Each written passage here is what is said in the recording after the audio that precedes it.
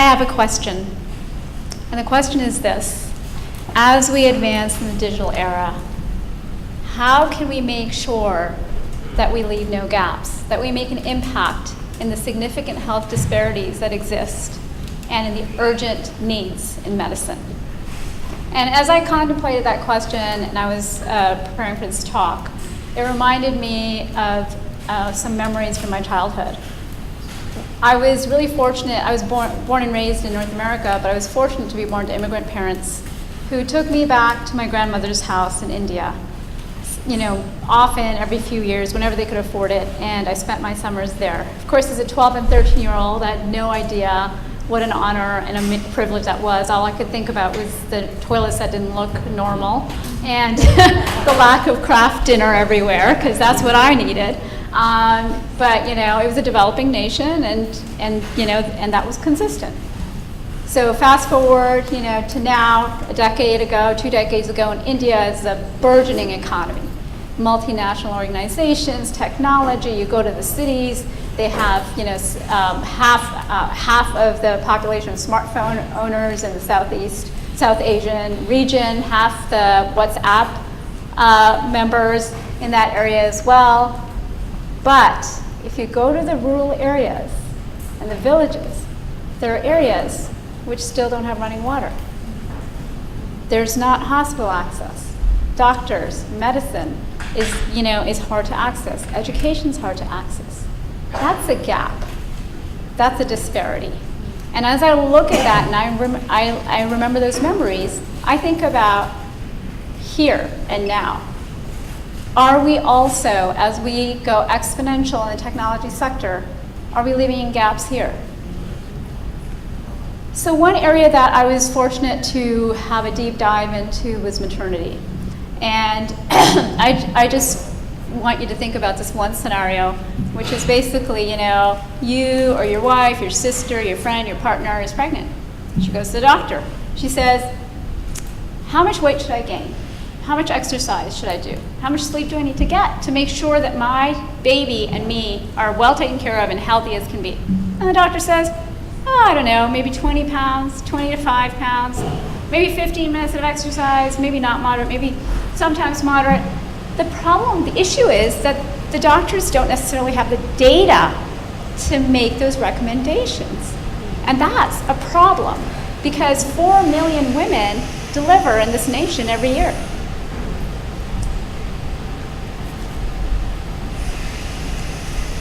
This is Tara Hansen, 29-year-old, healthy, athlete, excited to have her baby. This is the day she delivered with her husband, Ryan. 6 days later, she's dead from a postpartum infection. Mortality rates in the United States for women are skyrocketing. 800 deaths per year, 50,000 hospitalizations. Maternal mortality. Look at the US and look at every other country. While the other rates are declining, we're actually in the uprise. We're a leader in this sector. We don't want to be a leader in this sector. And some groups are actually at high risk for even more, 3 times as many deaths in the African American population. This is an issue. It's a disparity. The problem is there's underrepresentation of pregnant women in research and an underrepresentation of women in research, actually.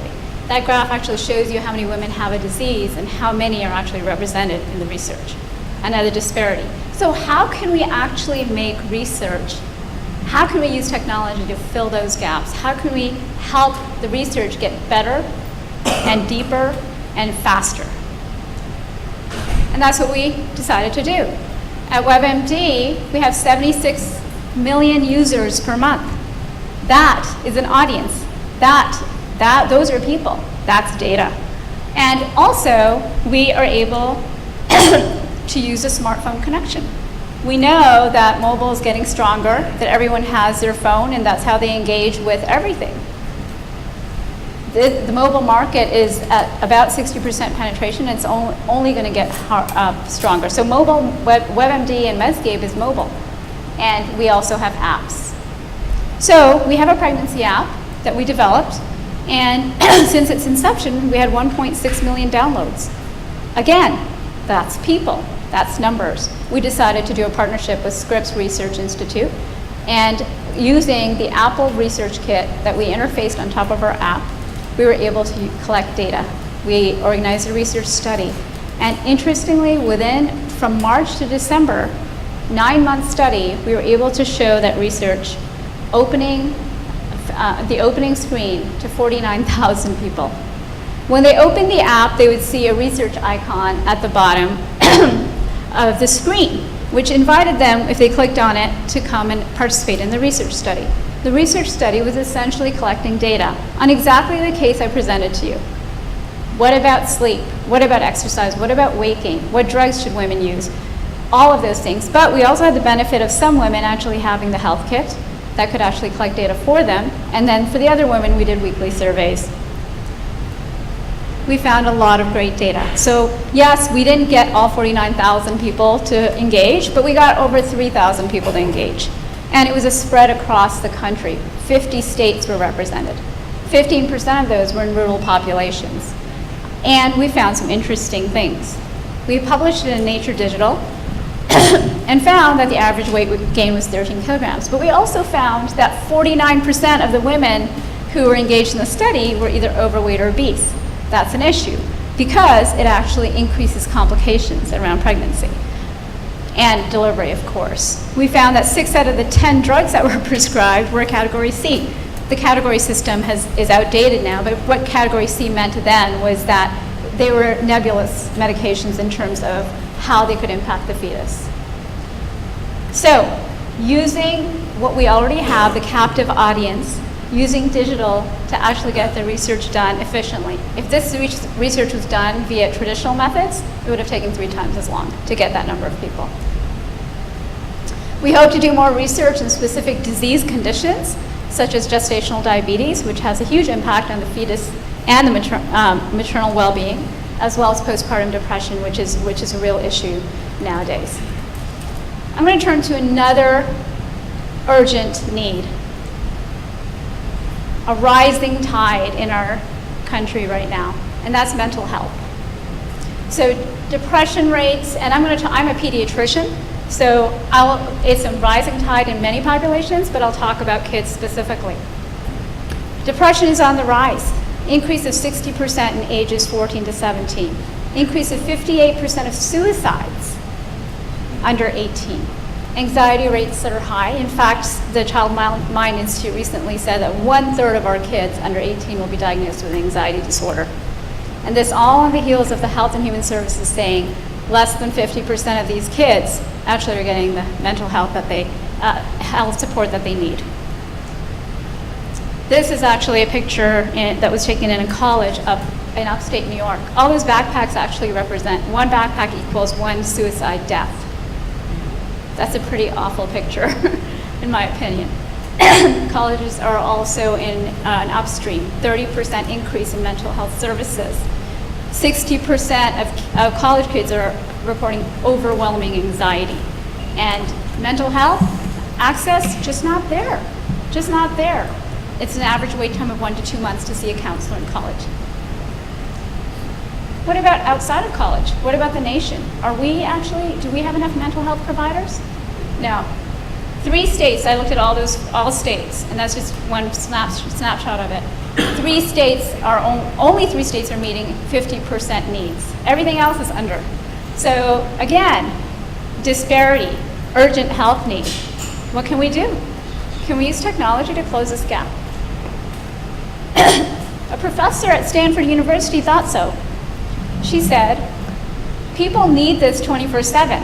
Doctors aren't available 24/7. Could a bot actually step in? Well, I'm a physician, so I'm never going to tell you that a bot can replace me. But while we figure out how to close that gap, could technology help? Sure. Wobot is her creation. It came out of Stanford University. She did a study, 70 depressed kids from college, divided up into 2 groups. One group got a book, an e-book on depression for them to turn to whenever they felt bad. The other group got Wobot. 2 weeks later, who had lessening symptoms? The patients who had Wobot.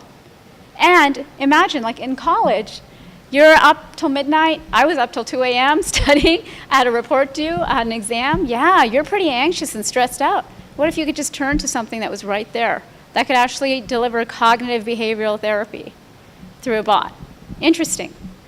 The thing on the screen on the right actually shows another interesting application of technology, crisis text line. How many have heard of crisis text line?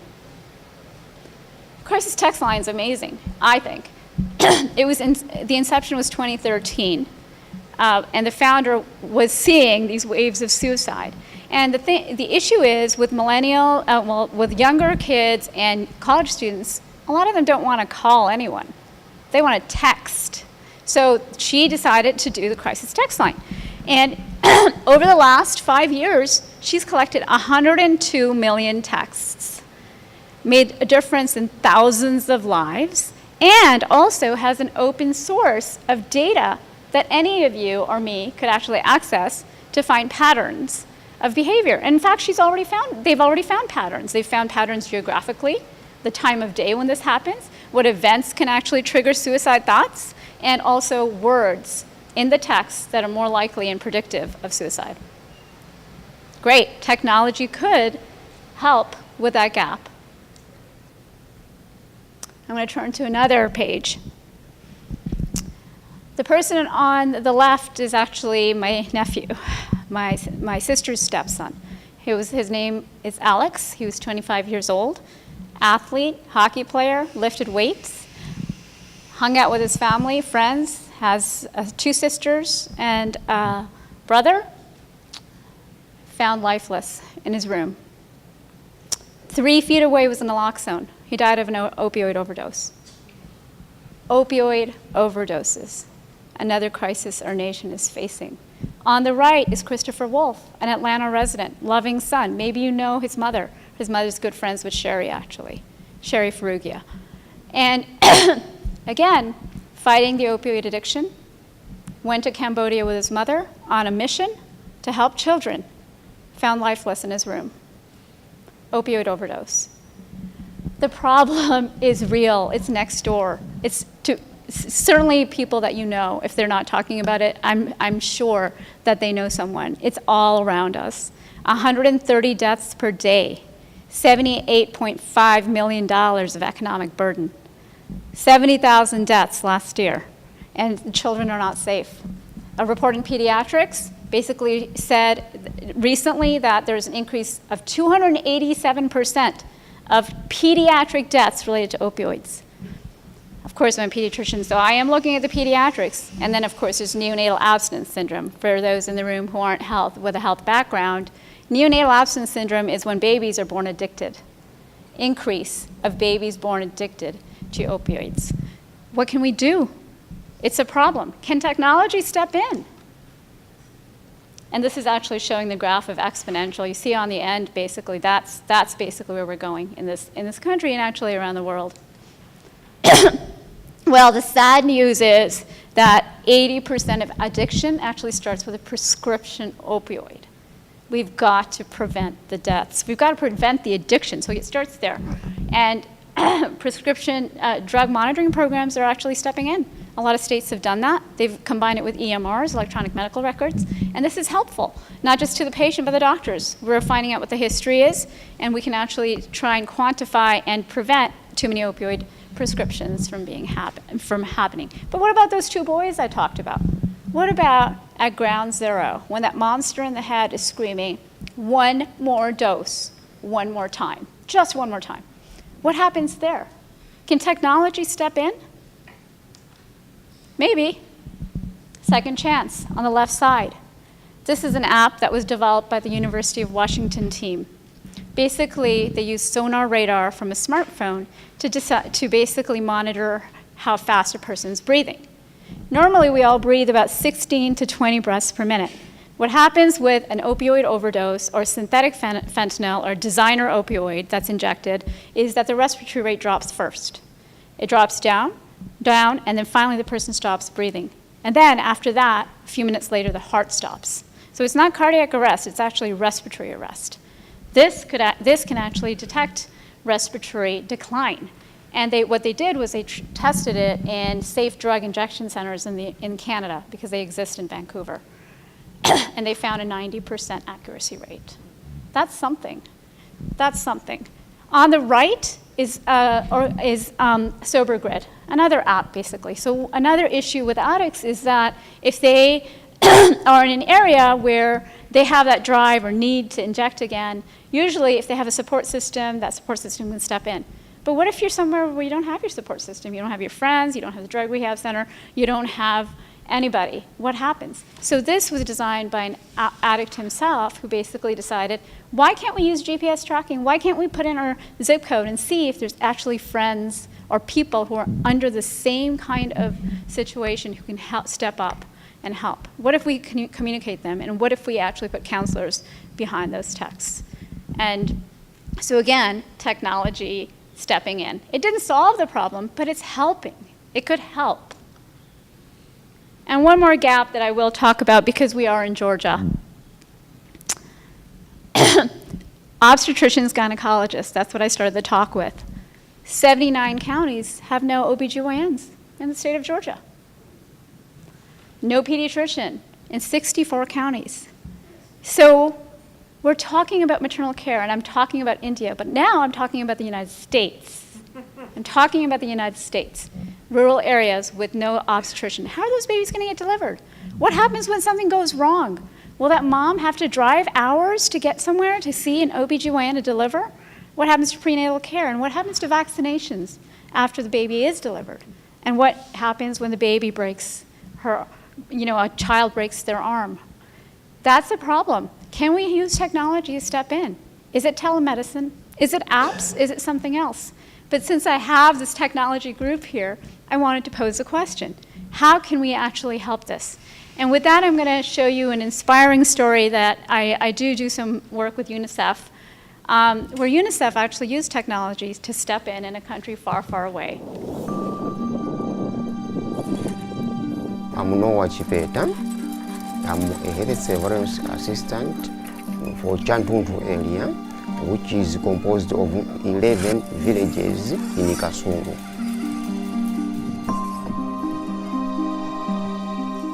My job is to treat under 5 children against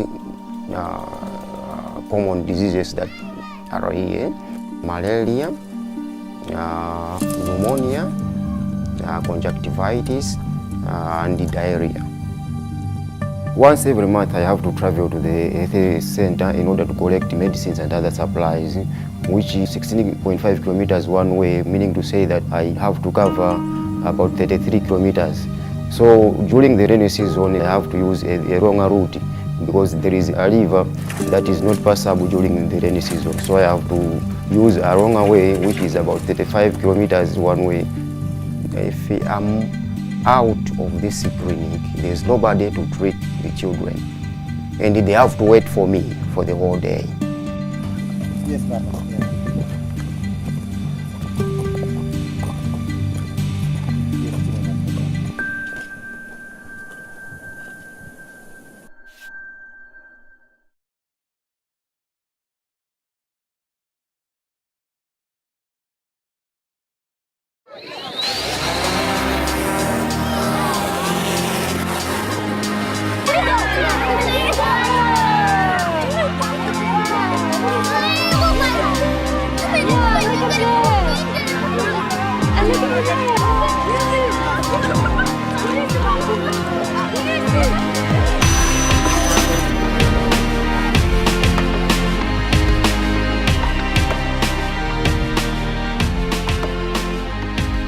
In Malawi, 80% of the areas is rural, so especially in these remote villages, which are very hard to reach, social services such as health is very hard to get to the people.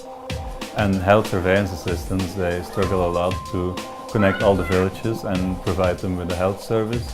And drones could assist local health service providers to, for example, transport medicine or bring diagnostics back to the health center. So we hope that drones can close that gap. Another use case of drones is imagery. Mainly, we're exploring now the imagery used for emergencies, both as a response, and a response that can be search and rescue in the first hours, and after that damage assessments to inform the responders on the ground to be able to have a more efficient response. But also the preparedness, especially in Malawi, floods are a recurring national disaster. So the preparedness of floods and knowing what the risks are is also a very important part, and community engagement is very important in that case, because the communities through the drones in an aerial view can see what the risks are and how the water levels would rise. Well, it's a very exciting moment. We will launch the Humanitarian corridor for testing of drones here in Malawi. And basically it will be a 5,000 square kilometer corridor, which is very big for UAV testing standards. And it will be a real life corridor in the sense that this is real human life that's happening here in this 5,000 square kilometers with its schools, with its health centers, with its environmental challenges.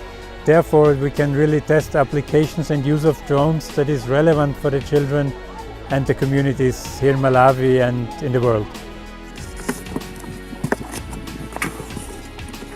The drone system will make my life easier because I will not be moving the long distance that I'm talking about to collect the supplies from the health center.